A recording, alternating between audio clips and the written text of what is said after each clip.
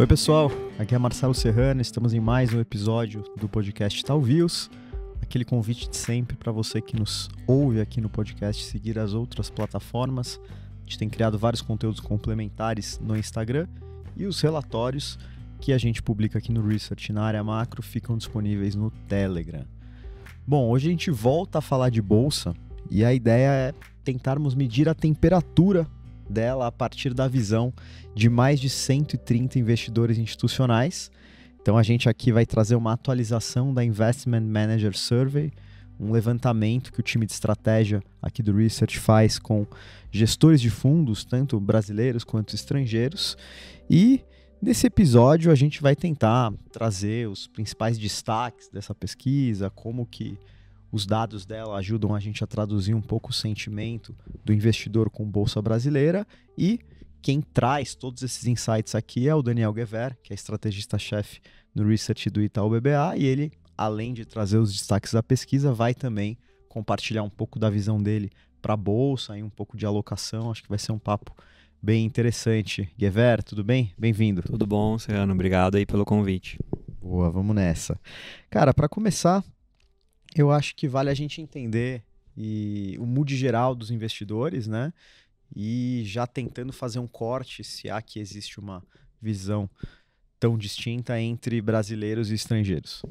Bom, legal. Então, esse survey aqui, eu acho que ele virou a referência da indústria, né? Então, mais de 100 gestores dá praticamente 80 bilhões de dólares sobre administração, os respondentes, então é bem significativo do tamanho da indústria. E a gente divide em 3 grandes geografias: estrangeiros, São Paulo e Rio de Janeiro. No consolidado, a gente notou uma leve melhora no humor. Como é que a gente mede isso? 0, eu estou muito pessimista. 10, eu estou muito otimista.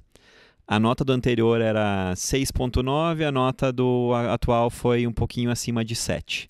É a segunda melhor medida desde que a gente começou a fazer o survey. O survey está na 7ª edição, já começou no início do ano passado. E da onde vem esse otimismo? Basicamente, uma coisa que eu achei interessante são os respondentes estrangeiros, 80% são positivos com o Brasil, e São Paulo também, 70% estão positivos com o Brasil. Rio de Janeiro é uma geografia que está um pouco mais conservadora nesse sentido. Perfeito. Você comentou o otimismo do investidor estrangeiro. Eu queria começar falando aqui de macro, pela parte global, entendendo o que justificaria isso, né? Que pontos aí do cenário econômico global jogam a favor do Brasil nesse momento? Acho que aqui no survey a gente consegue ver um pouco a questão de chance do Federal Reserve americano, o Banco Central americano, de cortar juros. Então, a maior parte dos investidores espera que os juros termine ali 4 baixo ou abaixo de 4%. Hoje ele está em 4,25, 4,5, aquele intervalo. Então, você tem uma queda de juros nos Estados Unidos. Implicação, geralmente a gente vem falando é que quando cai o juro nos Estados Unidos, o custo de oportunidade lá fica menos atrativo e as pessoas procuram ativos de maior risco. E uma das coisas que a gente viu nesse quesito foi: a gente pergunta para os investidores: você espera que tenha entrada de recursos na Bolsa Brasileira, sim ou não? E explique o motivo. A maior parte dos investidores, cerca de 80%, espera que tenha entrada, porque vai ter realocação para mercados emergentes. Então esse é um ponto, isso é um ponto mais top-down global. E a segunda maior votação, e que os estrangeiros votaram de maneira mais relevante, que para mim é um ponto positivo, foi a parte de sim, terá entrada, e terá entrada com o Brasil aumentando a exposição na alocação de mercados emergentes. Hoje, só botando num contexto, o Brasil é cerca de 4% da exposição nos índices de mercados emergentes, e os estrangeiros têm um pouquinho acima ali, ao redor de 5,5%. Então, poderia aumentar essa exposição. Então, eu acho que é uma questão de taxa de juro global. E a gente também faz essa pergunta: quais são os principais drivers, né, os catalisadores a se monitorar nos próximos 6 meses? Do lado global, taxa de juros americana. Então, o pessoal está olhando de fato isso. Do lado doméstico, um pouco de cenário político ganhou relevância nesse quesito. Mas acho que o lado global aqui é queda de taxa de juros lá fora, ajudando aqui a realocação de ativos. Legal. E antes de falar mais de Brasil, pegando carona nessa tese de apetite maior por risco, dado a queda de juros nos Estados Unidos, como que fica o Brasil frente aos peers emergentes? Assim, o nível de atratividade da nossa bolsa se comparado principalmente à América Latina e se a Argentina tem surgido nas conversas, dada a aparente empolgação do mercado sobre esse tema, inclusive dando um spoiler, em breve teremos um episódio sobre a Argentina também. Esse vai ficar interessante. Acabei de fazer um roadshow com o nosso estrategista de Argentina. As reuniões lotadas, os group meetings lotados. Na votação, a gente adicionou uma pergunta nova nessa pesquisa que é: excluindo o Brasil, quais outros países da América Latina você tem uma visão mais positiva? E os 2 países que foram mais votados foi a Argentina e foi o Chile. Eu acho que a Argentina aqui virou um call, de certa forma, político, da continuidade de um governo que vai fazer reformas estruturais, e a gente vai ter 2 eleições agora para monitorar, uma em setembro para a província de Buenos Aires e a outra em outubro do Congresso lá, de renovação de parte do Congresso. Mas investidor, principalmente o brasileiro, muito interessado, mas me parece... A gente chama de tecnicamente leve o mercado, porque não está investido ainda.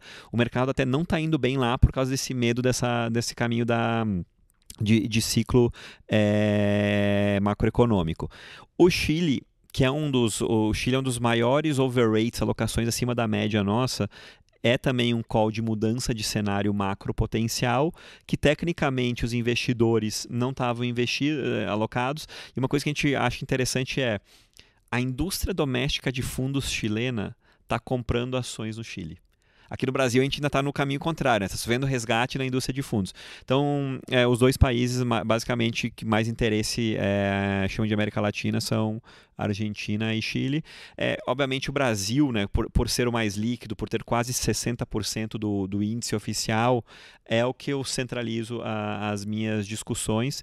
E aqui...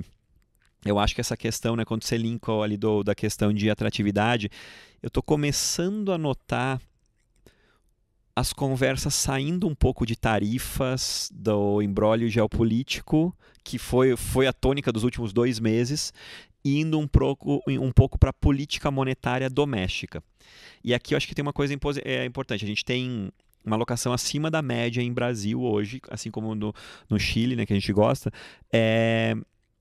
por queda na taxa de juros. E a gente fez vários estudos, até eu mencionei, mas acho que vale para lembrar um estudo muito forte que a gente fez. Quando eu paro de subir juros no Brasil, em média a bolsa sobe 8% num semestre. É ok, mas não é tão bom. Quando eu corto juros no Brasil, eu corto a Selic, historicamente, desde o início dos anos 2000, em todos os movimentos a bolsa foi positiva. Então, assim, se a história é um guia para o passado, potencialmente pode ser um bom momento. E, em média, a bolsa sobe próxima de 20% num semestre. Então, analisa 30 alto, quase 40%. Então, eu começo a ver um pouco da interesse do investidor. Eu estou indo agora em setembro visitar grandes investidores institucionais nos Estados Unidos, e para pegar um pouco desse termômetro também ali, se essa questão que o investidor colocou da taxa de juros vai ser relevante nesse quesito. Perfeito. Bom, falando agora de Brasil e aprofundando um pouco a discussão de bolsa, Gever, queria entender sobre setores, né? Se há um consenso ali na amostra que a gente está olhando, se há setores que a turma está mais alocada, quais setores o pessoal prefere evitar, ou se é difícil fazer essa leitura? Acho que dá para fazer 2 extremos, assim. O setor que o investidor ainda é mais overweight, acima da média, ou está mais alocado, é o setor de utility, setor elétrico e saneamento. Perdeu um pouquinho de relevância. Até os investidores adicionaram um pouco que eu chamo de beta nos últimos dias. Mas o utility é o primeiro mais votado. O segundo mais votado é o setor de bancos. Terceiro mais votados é setor financeiro, que não bancos, as empresas de mercado de capitais e as outras de finanças. Quarto setor mais votado, construção civil. E o quinto é consumo e varejo. Isso ponta positiva. Olhando a ponta negativa, commodities, principalmente siderurgia e mineração, é o setor que as pessoas estão mais subalocadas. Até no mês passado, em julho, foi o melhor setor relativo e foi um pouco daquele, vamos reduzir meu underweight porque tinha piorado a situação. Mas como tem um call de dólar fraco no mundo, e a gente acha que é aqui, né? O real está se valorizando e aqui a situação não. O dólar está fraco no mundo, o DXY lá que são as métricas que se olham. E então, siderurgia e mineração, petróleo são setores com alocação baixa. Da parte doméstica, aqui com alocação baixa, o setor de educação tem pouca alocação. Geralmente porque como é pouco exposto na bolsa, o pessoal fala, não preciso ter uma exposição, meu tracking error, né? O desvio que eu fico no índice não é tão relevante. E daí tem coisas interessantes de geografia. Por exemplo, Rio de Janeiro gosta bastante, em termos relativos, do setor de saúde. Que é lá a Redditor, que é uma das empresas que a gente gosta, acho interessante. São Paulo é uma geografia que gosta bastante de setor de construção civil, Direcional, Cirela, esses nomes. E o estrangeiro gosta bastante de non-bank financials, das empresas de mercado de capital. O estrangeiro, quando ele quer fazer uma exposição na bolsa, geralmente ele procura cíclicos domésticos de qualidade. Então o setor financeiro emerge ali num sentido, então por isso que o estrangeiro votou ali de maneira relevante para o setor financeiro.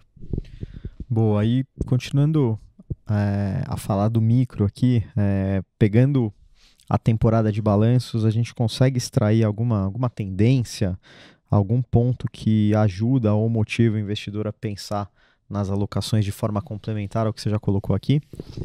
Eu acho que a temporada de resultado, a gente escreveu até um relatório, se quiserem acompanhar, bem interessante, que a gente chama de RAP dos resultados. A gente olha com profundidade quais empresas conseguiram entregar os resultados acima da média, o que a gente tem visto de alavancagem, o que a gente tem visto de revisão estimativa. Eu acho que a tônica dessa temporada foi uma temporada levemente positiva. Se a gente pensar assim, né, onde é que a gente se encaixa no ciclo econômico? Primeiro trimestre esse ano, economia muito forte e o juro ano contra ano não era tão alto. O segundo trimestre que a gente foi agora, economia forte e o juro ano contra ano ainda alto.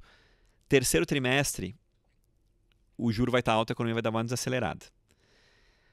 Eu estou no campo de que a gente tem uma leve revisão negativa para os lucros das empresas. Os investidores estão mais positivos do que eu.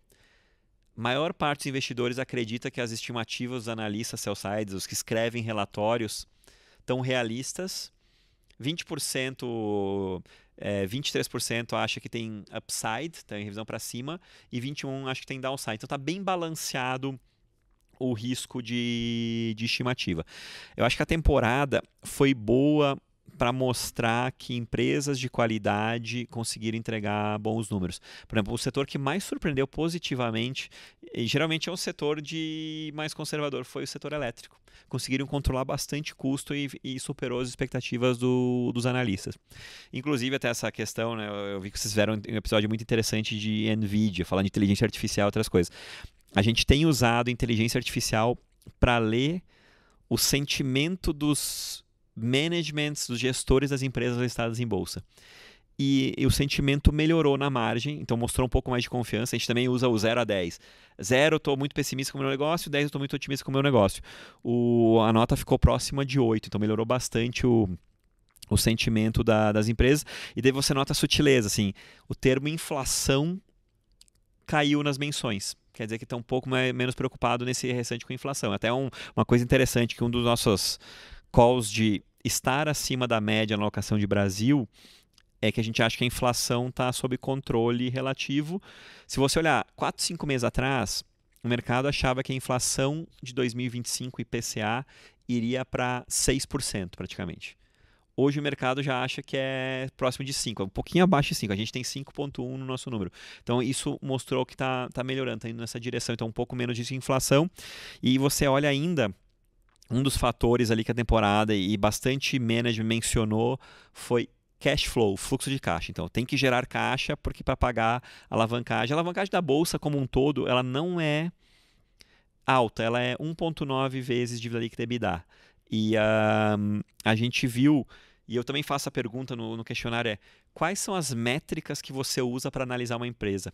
E a que mais aumentou foi geração de caixa forte. Então, acho que o manager das empresas está alinhado com o investidor nesse pensamento ali de focar bastante em geração de caixa. Legal. Falando um pouco de macro Brasil, como os investidores têm olhado, enfim, perspectivas para a política monetária, início de ciclo de corte na Selic, perspectiva de taxa terminal, também a parte fiscal, como que esses assuntos apareceram? A gente incorpora algumas perguntas, assim. Acho que o primeiro aqui, talvez 3 pontos. O primeiro ponto é o fiscal. Aumentou bastante investidor achando que o fiscal piora em 2026. Você pode falar, pô, isso é ruim. Antes no início do ano foi 1/3 achava, agora na pesquisa de maio foi ali 40%, agora praticamente 60% acha que o fiscal piora. Então, na média, ele já está incorporando que o fiscal já está aceitando uma piora do fiscal em 2026. Porém, o que ele vê é curva longa. A gente pergunta, né, o que importa para a Bolsa? Né? A Bolsa tem uma correlação muito grande com a curva de juros longa, porque os analistas fazem aqueles modelos de fluxo de caixa descontados e ficam projetando o fluxo futuro. Então, a curva longa de juros, na média, o termo, né, em inglês duration da Bolsa é 10, 11 anos. Quanto você espera que tenha queda de juros na curva longa? A resposta padrão dos investidores é ter uma queda de cerca de 120 bips, então 1,2 pontos percentuais. Hoje está mais ou menos a curva longa ali próxima de 14, então você iria para 12 alta essa curva longa. Se eles estiverem corretos, isso na minha cabeça é um upside entre 10% e 15% para a Bolsa. Porque a gente tem uma correlação a cada 1 ponto percentual de Bolsa, dá ao redor de 11% ali historicamente de aumento nesse sentido. Perguntamos também quando você começa a precificar uma mudança de cenário macro para pior ou para melhor, o pessoal acha que o mercado começa a precificar isso ao redor do primeiro tri do ano que vem, foi a maior resposta, e agora o quarto tri desse ano foi a segunda maior resposta. Então acho que uma questão ali, eu acho que da minha leitura macro, foi até benigna, assim, no sentido por causa da curva longa. Porque se o pessoal tivesse negativo, eles precificariam que a curva longa ia piorar ao longo do tempo, que foi como a gente teve algumas pesquisas anteriores também. Perfeito. Um ponto que eu confesso que eu não lembro se tem na pesquisa, mas que acho que é interessante a gente abordar, é sobre target de Bovespa, né? É comum as casas no sell-side terem seus targets, mas não sei se é algo que aparece nas discussões com os investidores, e se aparece, há um range ali, uma região onde eles acreditam que o Bovespa vai alcançar, e também falando um pouco de fluxo, se eles preveem algum movimento de fluxo para a Bolsa Brasileira ainda até o fim do ano. Então, se eu fizer, a gente faz uma pergunta. Quando você acha que o Bovespa termina no final do ano? A gente faz por intervalo, entre 130 e 140, 140 e 150. Se eu ponderar as respostas, o target do investidor foi de 142.500. Eu confesso que eu estou maior que esse. A Bolsa está próxima ali, 140 mil pontos, como a gente está falando hoje. A gente tem um target de 155 mil pontos para o final desse ano. Ele é baseado não em re-rating, não de uma reavaliação de ativos muito relevante. A Bolsa Brasileira hoje está ao redor de 8,3 vezes preço sobre lucro. A gente acha que, dada a curva longa de juros, dada as variáveis macro, a Bolsa deveria valer próxima de 9 vezes lucro. Lembre-se que a média histórica da Bolsa é 11 vezes lucro. Se eu coloco 11 vezes lucro num cenário de lucro um pouco melhor, a Bolsa passa de 200 mil pontos. Então, até a gente tem uma coisa que a gente fala, que a assimetria hoje, dado que a gente passou muito tempo com a Bolsa mal ao longo do tempo, o downside é o risco de perda e o upside, a gente tem 2-1 de upside e downside. Mas a maior parte dos gestores respondeu ali entre 140 e 150 mil pontos, mas eu notei que os hedge funds, aqueles caras que operam mais de curto prazo, 25% ali respondeu acima de entre 150 e 160 mil pontos. Então, ponderado 142.500, a gente tem 155, a gente está um pouquinho acima do que o buy side respondeu hoje.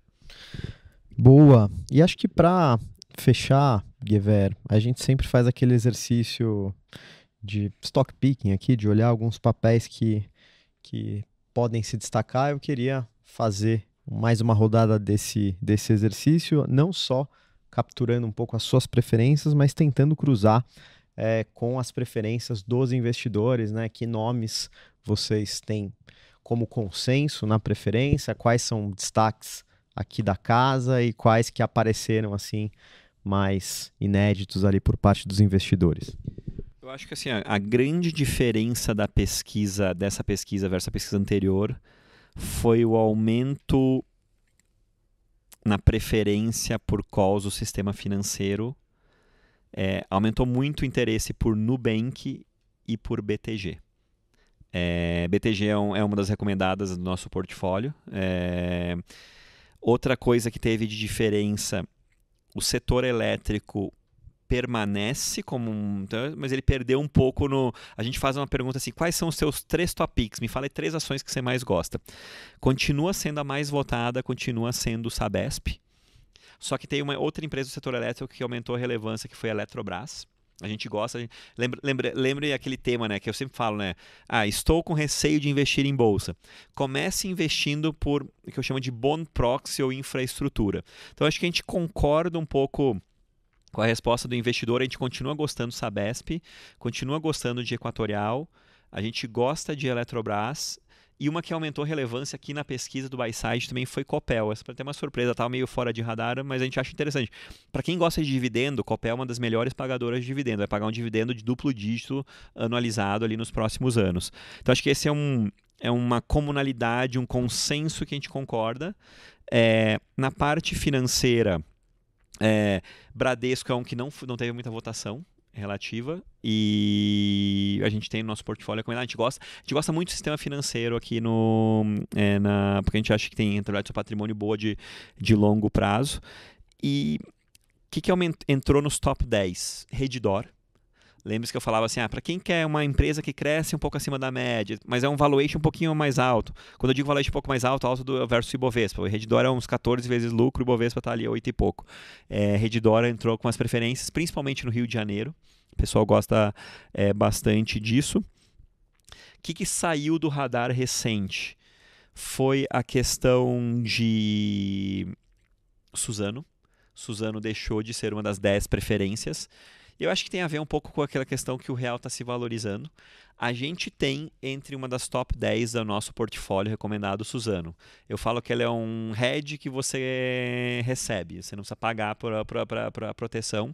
E até a gente fez a pesquisa, qual é a commodity que você espera que tenha o melhor retorno nos próximos 6 meses? Ganhou papel e celulose. Celulose, obviamente, de commodity. E em detrimento da parte de soft commodity, soja, milho, que perderam relevância nesse quesito. Então essa foi, acho que, uma diferença que a gente tem uma visão em Suzano. E Localiza também saiu fora das top 10. E daí quando você olha assim, do lado estrangeiro, né, que o estrangeiro olha bastante, estrangeiro gosta muito de Nubank. Eu não tenho no nosso portfólio recomendado. O Leduc, nosso analista lá, o time de setor financeiro, ele aumentou a recomendação de Nubank recentemente. E o estrangeiro continua gostando muito de Meli também, Mercado Livre, que é uma ação que eu não tenho no portfólio de Brasil, mas eu tenho no portfólio de América Latina. Mas se você olhar assim, o primeiro... E o legal assim, é ver as consistências da pesquisa, né? Os setores mais votados que eu falei lá, setor elétrico, bancos e não bank financials, foram também os mais votados quando se olha papel por papel ali nesse quesito. E daí você começa a ver assim sutilezas. São Paulo, como eu mencionei, gosta muito de construção. A gente tem uma alocação acima da média em construtores. A gente tem a construtora de baixa renda e a de alta renda. Então, a gente tem baixa renda direcional e a Cyrela, que é vista como alta renda, mas a Cyrela também tem uma parte de baixa renda, também gostamos. Foi mencionada aqui na pesquisa, não entrou nas top 10, entrou nas top 20 mais votadas. Outro papel que a gente foi uma adição recente no nosso portfólio ali em julho, foi Smart Fit, né, a rede de academias, que é uma empresa que tem um crescimento muito alto, acima da média do mercado brasileiro, está expandindo além do Brasil, e a gente acha que pelo nível de crescimento o valuation tá interessante. Então, em geral, a direção da pesquisa casa um pouco com o que a gente tem, só com alguma sutileza, alguns calls que a gente tem fora do consenso e outros que a pesquisa mencionou também. Bacana, acho que a gente conseguiu trazer um bom mapa aí, uma boa foto da Bolsa hoje, com base nessa amostra aí de investidores. Antes de concluir, eu queria novamente agradecer a participação do Daniel Guevara aqui com a gente. Valeu. Obrigado.